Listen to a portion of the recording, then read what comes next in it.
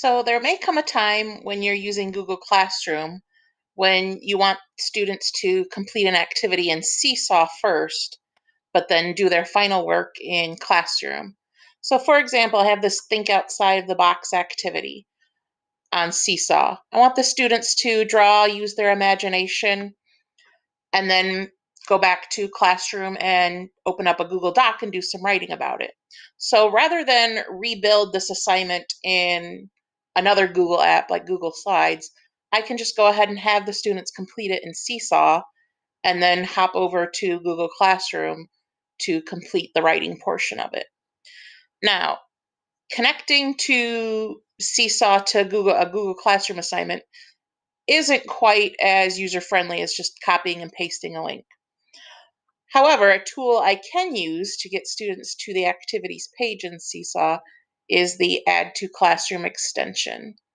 So if I go to the Chrome Web Store and I get the Add to Classroom extension, it's going to show up here on my toolbar. It's the green circle with the yellow plus sign.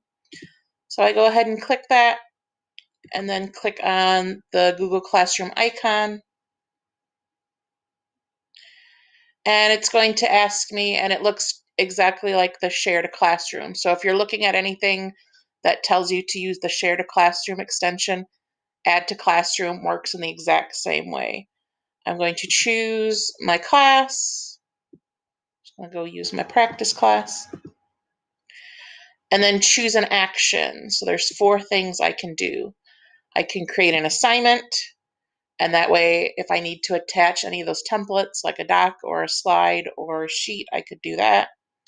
I can ask a question, I can make an announcement, or create a material. I can just post it to the feed and not have to worry about the students completing anything. And then once I create my assignment, I am going to have to specify which activity I want them to open up since it's taking them to the whole activities tab. So here in my instructions, I might say, find and I can't remember what the name of it was. It was Think Outside the Box. Think outside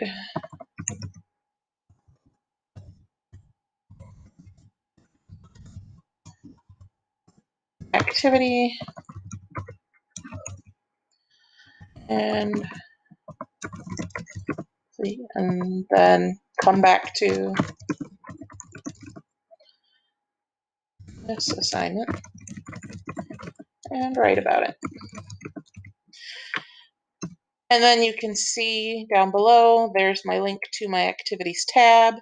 They may, if they're not signed in, they may have to sign into the Seesaw classroom first, but then it'll take them right to that activities tab. And then all they have to do is click on the right activity.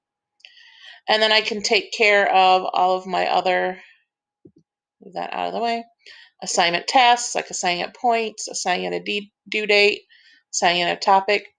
Once it's assigned, if I did want to attach any of those templates, I would just have to go in and edit the assignment just like I would any other assignment in the Google Classroom.